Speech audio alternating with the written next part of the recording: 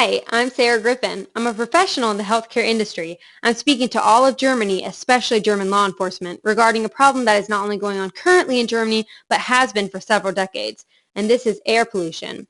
Air pollution in Germany is an ongoing issue that is deadly in some cases and needs to be fixed. Germany has been dealing with air pollution for decades, and to more efficiently control it, German authorities need to follow in their neighboring countries' footsteps and take more extraordinary measures such as introducing congestion charges, enforcing the use of public transit or bicycles, or decreasing the use of vehicles overall. The evidence of air pollution in Germany is prominent, darkening the century-old buildings and filling urban areas with the stench in the air. Air pollutants are damaging to health, as well as historical monuments and age-old architecture, and can be deadly if residents are subjected to them long-term. In order to decrease these risks, Germany has established threshold values for specific pollution substances. However, these levels are regularly being exceeded more and more frequently in several parts of the country. According to Sagner in her article titled, German Cities Show Excessive Air Pollution Levels, Stuttgart produced an annual nitrogen dioxide level that was higher than double the acceptable threshold amount. In Europe, the maximum threshold level is 40 micrograms up to a particle size of 10 micrometers per cubic meter of air. In 2013, Stuttgart exceeded its limit for a total of 91 days. Cities with pollution levels just below Stuttgart are shown in this graph. 42% of measuring stations across German cities reported excessive levels of particulate pollution, and 57% reported excessive levels of nitrogen dioxide. Excessive levels indicated that more than 35 days a year of particulate substances exceeded 50 micrograms per cubic meter, or 40 micrograms for nitrogen dioxide. In the European Union, exposure to fine particles in ozone claims 180,000 lives a year, including 35,000 in Germany. Evidence has proven that, sadly, pollutants in the air damage children's health more than adults. Evidence is accumulating that environmental exposures can cause infants to be born prematurely, at a low weight, or to be born with particular birth defects. Germany has determined that the country's air pollution is not only prominently evident, but it accounts for an unacceptable amount of health problems as well as environmental issues. In Germany, through a series of proposed solutions and enforcements regarding air quality, a substantial reduction of air pollution has been achieved since the 1960s, yet it still must be emphasized and perpetuated. Implementing the use of public transit is a viable solution to air pollution. Economically, it is cost efficient, especially with rising gas prices.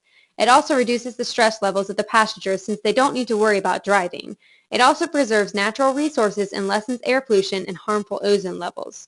When it comes to our environment, riding public transit makes a big difference. Public transportation transfers people efficiently while producing significantly less air pollution to move one passenger 1 mile compared to driving a person 1 mile in a single occupant auto.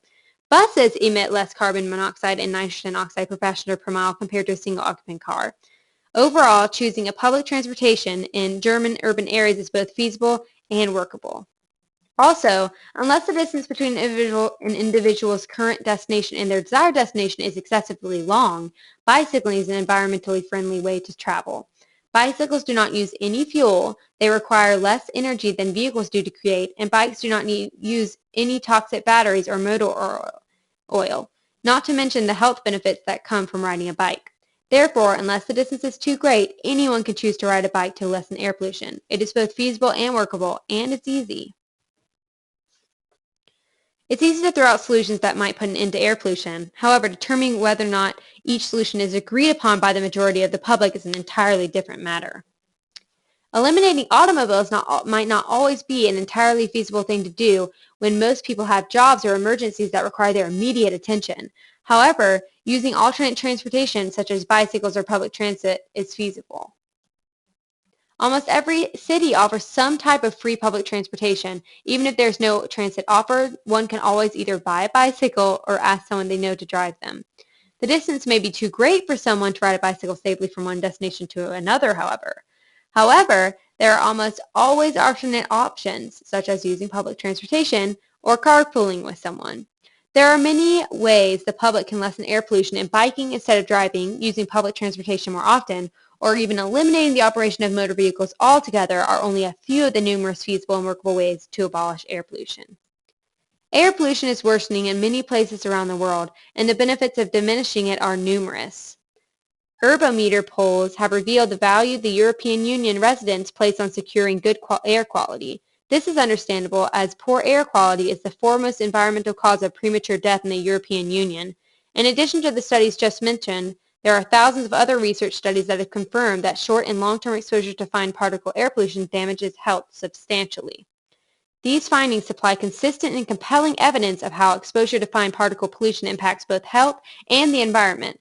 It hurts the environment by suffocating forests and depriving plants of much-needed sunlight. These studies also confirm that reducing the levels of air pollution has the potential to reduce adverse health effects and environmental discrepancies. Lower susceptibility to particles in the outdoors is correlated with a substantial decrease in the risk of particle-related depression and mortality for individuals, and noteworthy reductions in the public health burden of air pollution.